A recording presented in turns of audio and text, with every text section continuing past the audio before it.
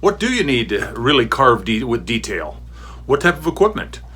That's what this is going to be about, and I'm going to go over what I use, what you need, what you don't necessarily need as far as equipment to really get into the detail carving.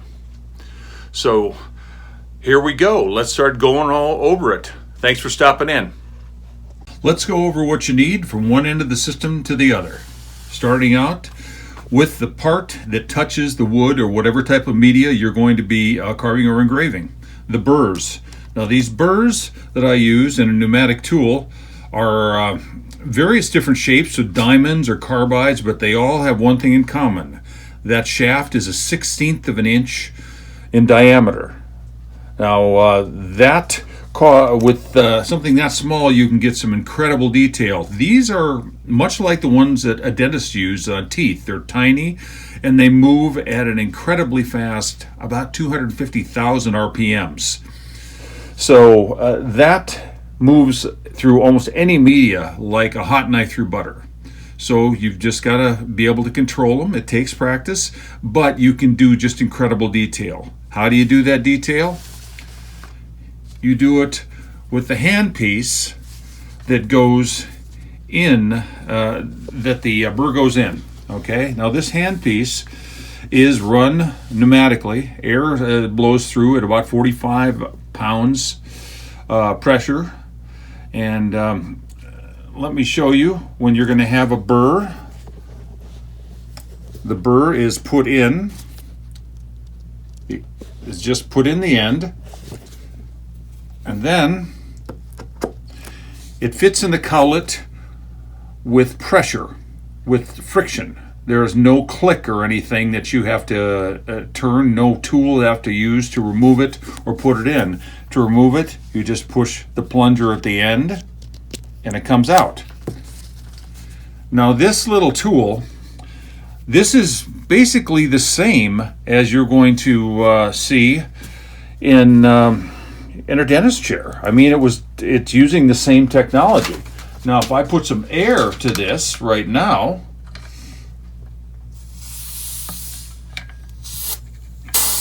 you're going to, and I turn on the air, you're going to hear that sound. So that starts this unit spinning, and it spins at an incredible 250,000 RPMs.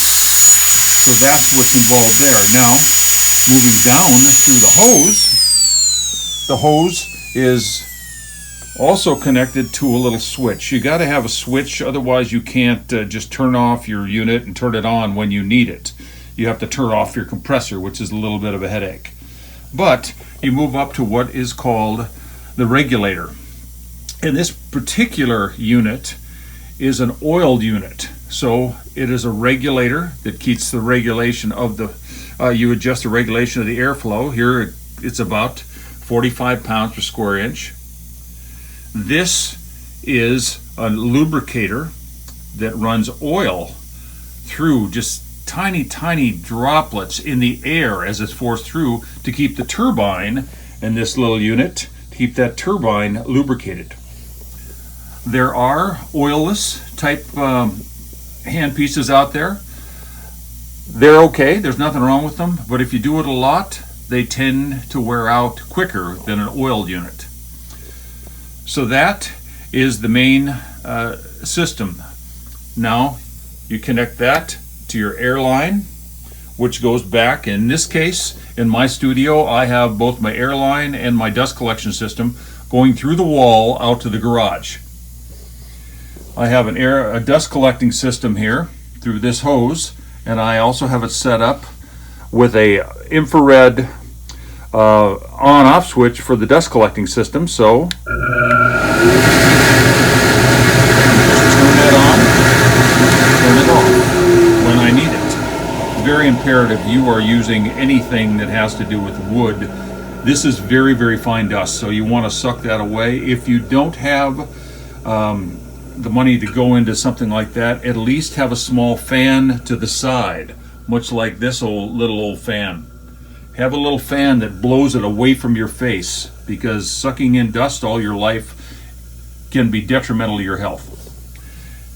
Now that's the basics. Now of equipment. Now let's go over to how we use this to carve different media.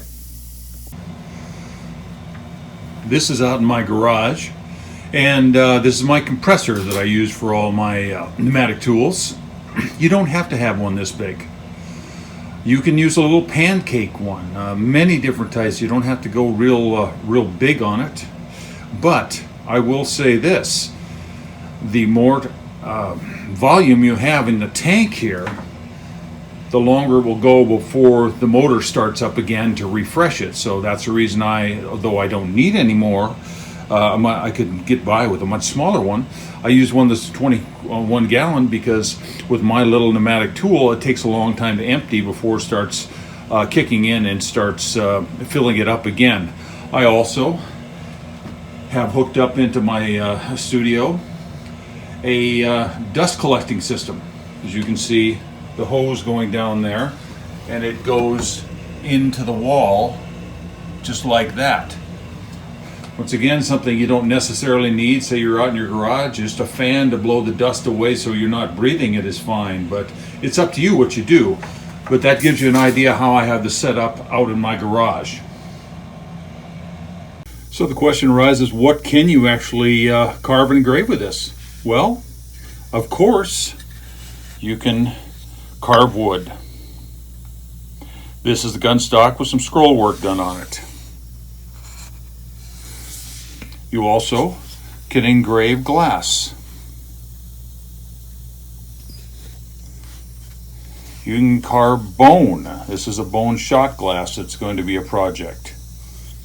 You can carve antler. You can engrave metal. How about a horn mug?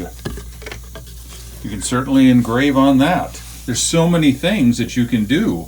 About the only thing you can't engrave would be plastic, because this turning at the speed it doesn't cut. It would melt plastic. But anything else, it's definitely something that you can choose to play with whatever media you want to have as an art form. There are people that use gourds, for example, something I haven't done. There's people that have been engraving ostrich eggshells for years. There's so many things that you can do with this.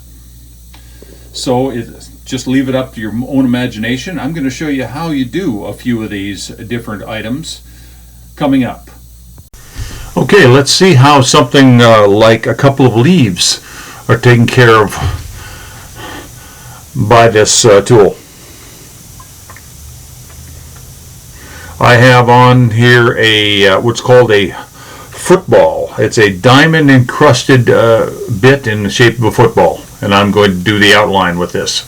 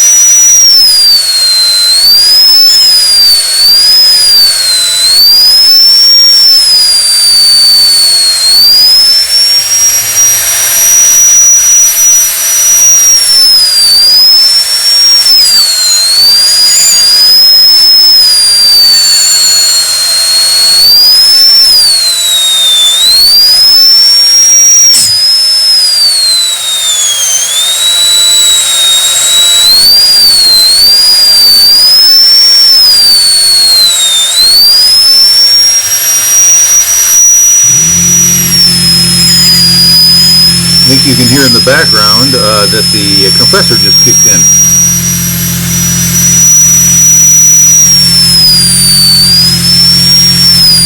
This is going to be just kind of a basic carving. I'm not going to go into too much detail, but I'm going to give you a good example of what can be done with this type of carving. Just going to take a few minutes to it. It's not going to take a long time, but hopefully you'll see the ability that you would have if you had a tool like this.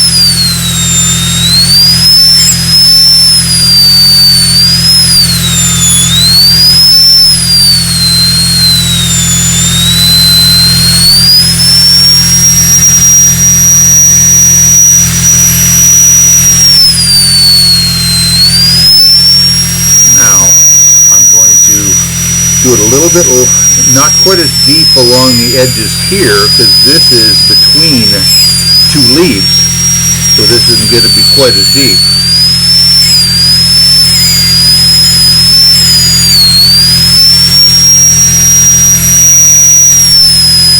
And what you'll notice is here it's going to be deeper because it's going under both the leaves, and here it's going to be deeper, but this is not as deep here.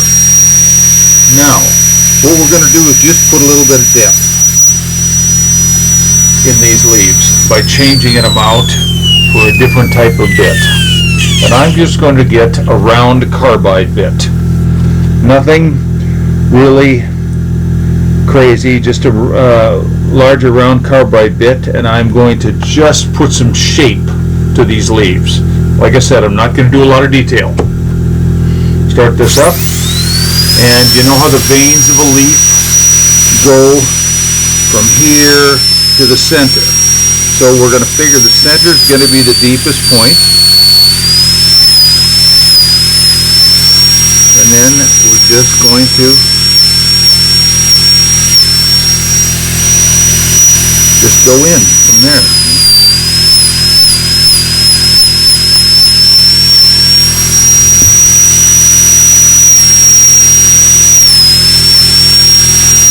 Each one of these is probably going to have a main vein coming out of an area.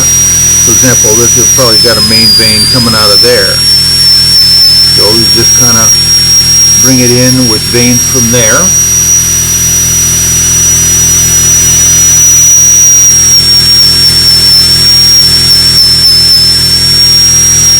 Bring it down to the center. Along these main areas here, you're just going to follow it and bring it in. Like I said, I'm not doing anything real detailed right now. It's just to give you a little feel on what these do. Now, what I've done is once again, this is the leaf that's lower. So this is below, sitting below the other one. So I'm just going to take a little bit of a shaping here.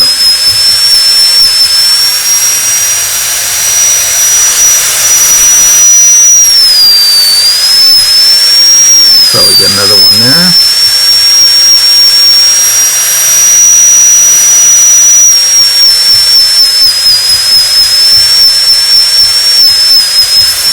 Okay.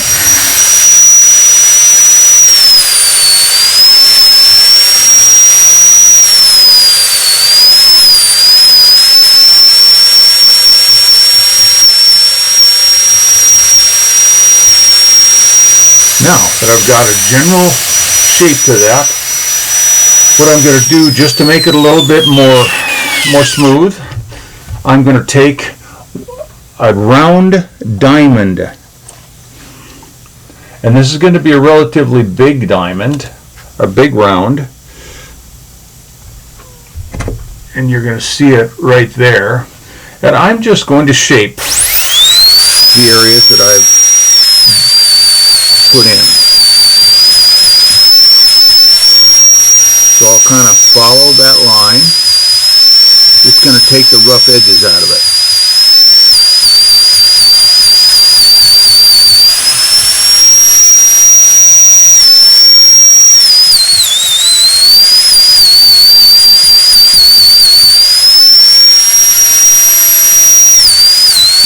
Follow the center first.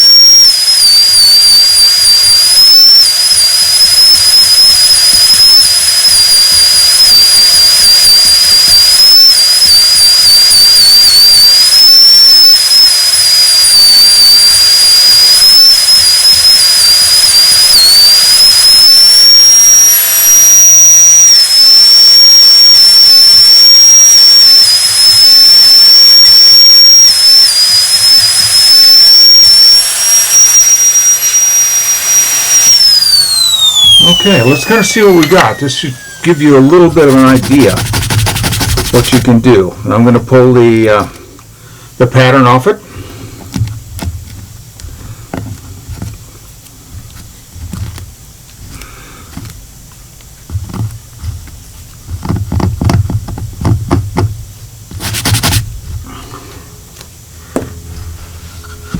So hopefully that'll give you a little bit of an idea of what you can do. There's a lot more detail of doing this, but this tells you what you can do with wood. Okay, just with 3 little bits. And that's the kind of stuff you're going to start practicing on. Now let's move on to another type of media that you can carve. Let's move on to bone. Okay, this is not really carving as much as it's engraving, and this is just a little line drawing that I'm going to put on a shot glass to give you an idea. So what I have here is a little carbide round bit.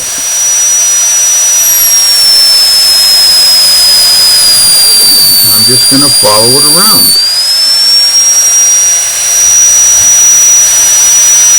This is a little bigger bit, but I'm going to do it this way so you can see it a little better.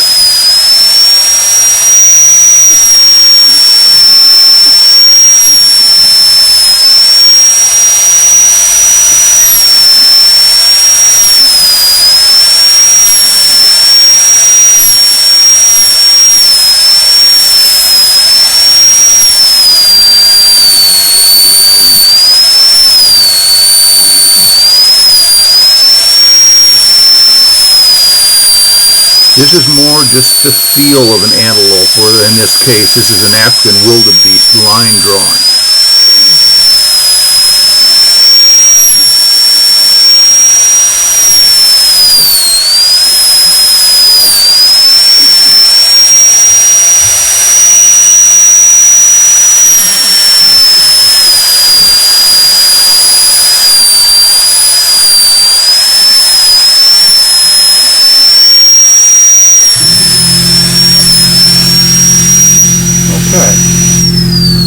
That is cutting bone, and you saw how fast that particular tool went through bone, didn't you?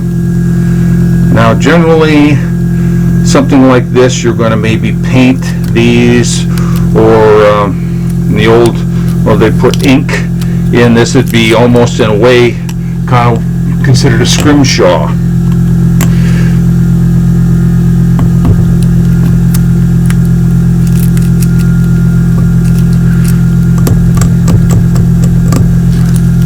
But I think in the shadow you can see what we're able to do with that. So there's bone. Well, we're going to be doing this type of design and these how-tos in the future a lot more. Hope you're going to enjoy them, so you can move along, hopefully to different levels, different styles, and really enjoy using your tools and turning this hobby into something you really enjoy, and eventually, who knows, it could become a part-time income for you. It did for me. So anyway, I sure have had a lot of fun doing this, and we'll just keep going with it.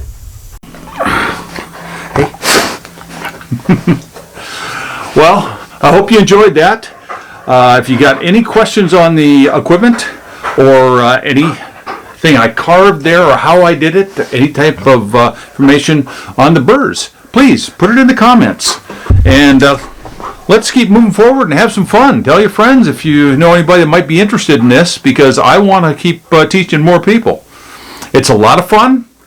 And I hope the heck you keep tuning in for all the rest of the carvings that are coming down the pipe. Thanks, and have a great day.